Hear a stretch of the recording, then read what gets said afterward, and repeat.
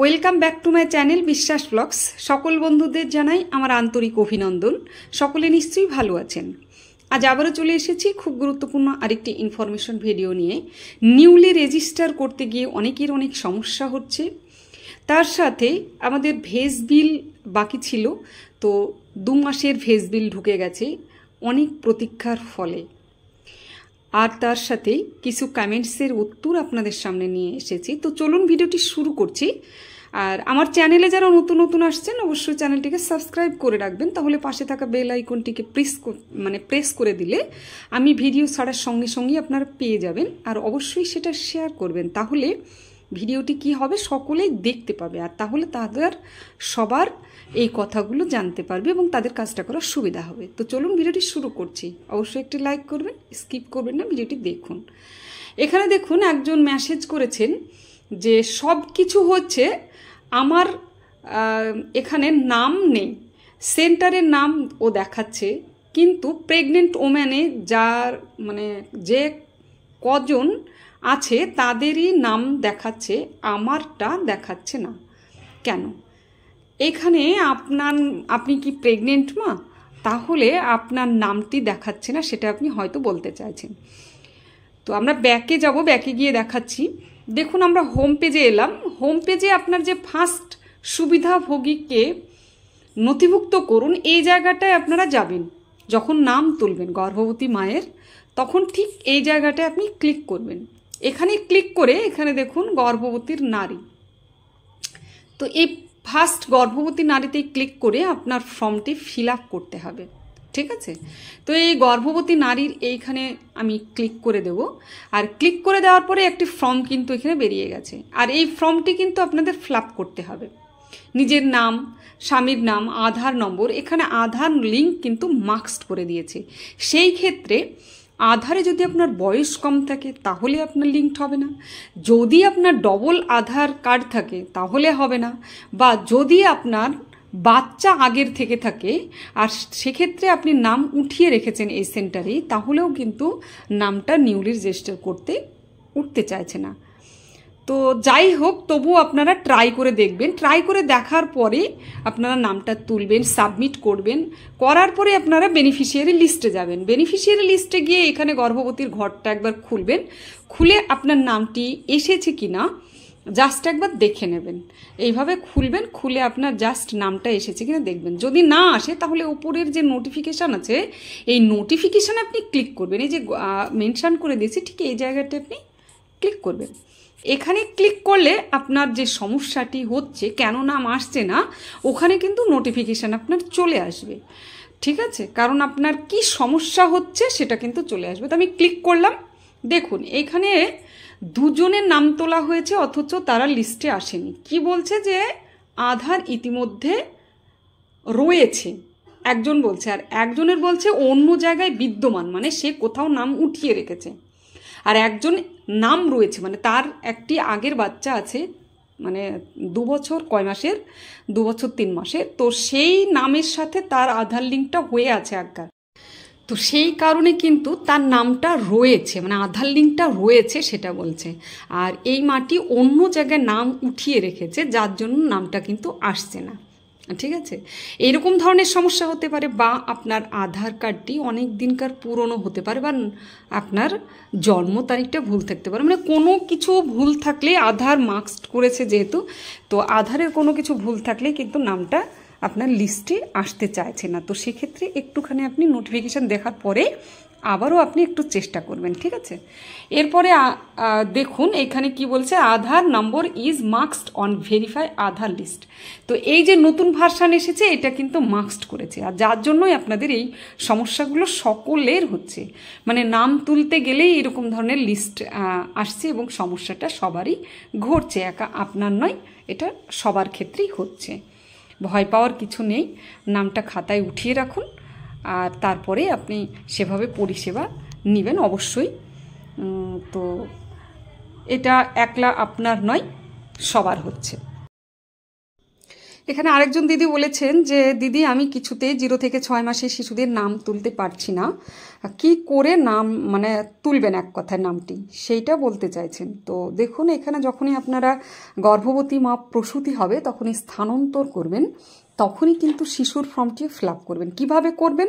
আপনারা যখন গর্ভবতীর ঘর খুলবেন, গর্ভবতীর ঘর খুলে 3 ডটে যাবেন, মায়ের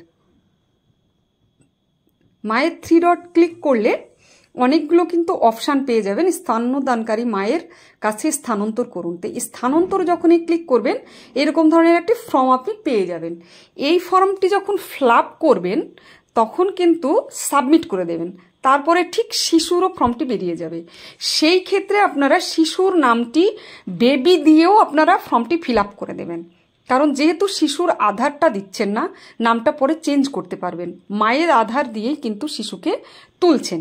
তো এক্ষেত্রে অনেকেই হয়তো বলেন যে নাম রাখছে না, নাম কবে পাবো? নাম সে রাখবে, আপনি কিন্তু কোনোভাবে নামটি মানে ফর্মটি ফিল আপ করে দেবেন বেবি দিয়ে, বেবি অফ দিয়ে নামটি দিয়ে ফিল আপ করে দেবেন, পরে নামটি চেঞ্জ করে দেবেন, সমস্যা হবে না।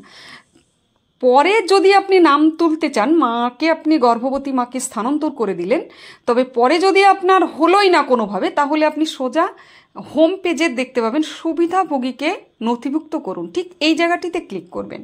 হোম পেজের নিউলি রেজিস্টার হোম পেজের এই জায়গাটিতে ক্লিক করবেন, ক্লিক করে আপনারা নিউলি রেজিস্টারটা করবেন। তো ঠিক এই জায়গাটিতে ক্লিক করে নিলাম। ক্লিক করার পরে দেখুন 0 থেকে 6 মাস এই যে ঘরটি মেনশন করা আছে, ঠিক এই জায়গাতে ক্লিক করবেন। এখানে ক্লিক করবে, তারপরে আপনারা এখানে কিন্তু একটি ফর্ম পেয়ে যাবেন। এখানে ফর্মটি কিন্তু আপনি ফিল আপ করলেন, মায়ের সঙ্গে লিঙ্ক আপনার হচ্ছে না, আধারের সঙ্গে সমস্যা হচ্ছে, শিশুর নাম দিলেন সঠিক, তারপরে সন্তানের আধার নম্বর থাকবে না।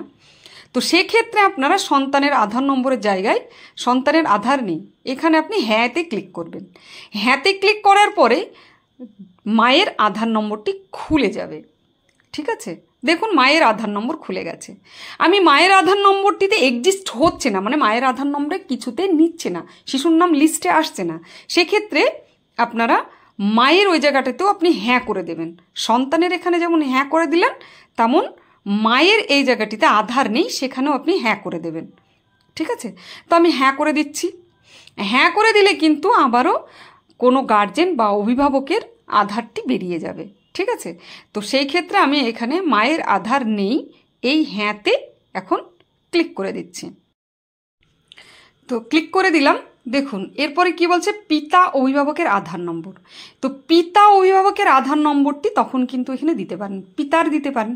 পিতার যদি এক্সিস্ট না হয়, লিস্টের নাম না আসে, তাহলে বাড়ির অভিভাবক দাদু দিদা কারোর আধার নম্বরটি দিয়ে তার জন্ম তারিখটা দিয়ে দেবেন। আধারে যে জন্ম তারিখ আছে সেটা দিয়ে আপনি সাবমিট করে দেবেন, দেখবেন আপনার লিস্টে নাম চলে আসবে। হয় পিতা বা অভিভাবকের দিয়ে দেবেন, যদি মায়ের আধার লিঙ্কটা না হয় তো। ঠিক আছে, তো তাহলে আপনার লিস্টে কিন্তু নাম চলে আসবে, কোনো সমস্যা হবে না। ঠিক আছে, এভাবে আপনি মানে শিশুর নামটি তুলে ফেলুন, কোনো সমস্যা হবে না। আশা করি লিস্টের নাম চলে আসবে, যদি না আসে তাহলে আপনারা একবার নোটিফিকেশানটা দেখে নেবেন। এরপরে আরেকজন বলছেন যে দিদি উচ্চতা বেশি হয়ে গেছে, ইনভ্যালিড দেখাচ্ছে, কিভাবে ঠিক করব একটু বলবেন। দেখুন এটা বয়স অনুপাতে আপনাকে হাইট আর ওয়েটটা কিন্তু দিতে হবে। সেক্ষেত্রে অনেকেই এই ভুলটা গত মাসেও আমাকে জানিয়েছিল, অনেকেই কিন্তু করেছিল। সেক্ষেত্রে তাদের হাইট আর ওয়েটটা মানে আপনার যদি হাইট ওয়েট এ মাসে দিয়ে ফেলেন তাহলে কিন্তু আর হবে না, আপনাকে পরের মাস পর্যন্ত অপেক্ষা করতে হবে। আর যদি না দিয়ে থাকেন তাহলে আপনাকে আবারও হাইট ওয়েট শিশুর 3 ডটে যেতে হবে, আর 3 ডটে গিয়ে আপনি একটু তার মানে ইটা দেখে নেবেন। 3 ডট ক্লিক করব শিশুর, এখন যে কোনো শিশুর ঘরে ঢুকবেন আর 3 ডট ক্লিক করবেন। নিচে দেখুন বিকাশ মানে বিকাশের ইতিহাস, মানে শিশুর যে ইতিহাস তার হাইট ওয়েটের, তো ঠিক সেই জায়গাটিতে ক্লিক করলে এরকম ধরনের গ্রাফ বেরোবে। আর ঠিক নিচের দিকে যখনই ক্লিক করবেন তার যে 3 মাসের হাইট ওয়েট আপনি পুট করেছেন সেই লিস্টটি কিন্তু এখানে থাকবে। আপনি দেখে নেবেন এই মাসে আপনি করেছেন কিনা। যদি এই মাসে না করেন তাহলে আবারও আপনি ব্যাকে যাবেন, সেই শিশুটি গ্রাফের কোন জায়গায় আছে সেটা একটু দেখে নিতে হবে আপনাকে।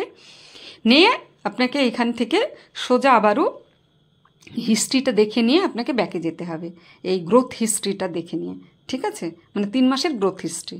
আপনি যে 3 মাসের গ্রোথ হিস্ট্রি দেখার পরে ব্যাকে গিয়ে আবারও 3 ডটে যাবেন এবং বৃদ্ধি পর্যবেক্ষণে ক্লিক করবেন। ক্লিক করার পরে যদি এই মাসে হয়ে যায় তাহলে কিন্তু আর কোনো কাজ নেই, আপনাকে পরের মাসের জন্য অপেক্ষা করতে হবে। এরপরে আপনি যদি এখানে হাইট এবং ওয়েটটা বয়সের সামঞ্জস্য অনুযায়ী আপনাকে দিতে হবে। আরও শিশুদের তো দিয়েছেন, তো সেগুলো দেখে একটু কাউন্ট করে আপনি বসিয়ে দেবেন, দিয়ে সাবমিট করবেন। আর যদি নাই হয় তাহলে আপনাকে অফিসের সাহায্য নিতে হবে, ঠিক আছে? তো আজকে এই পর্যন্তই। আগামী ভিডিও নিয়ে আবার আপনাদের সামনে হাজির হব। সকলেই সুস্থ থাকুন, ভালো থাকুন, টাটা।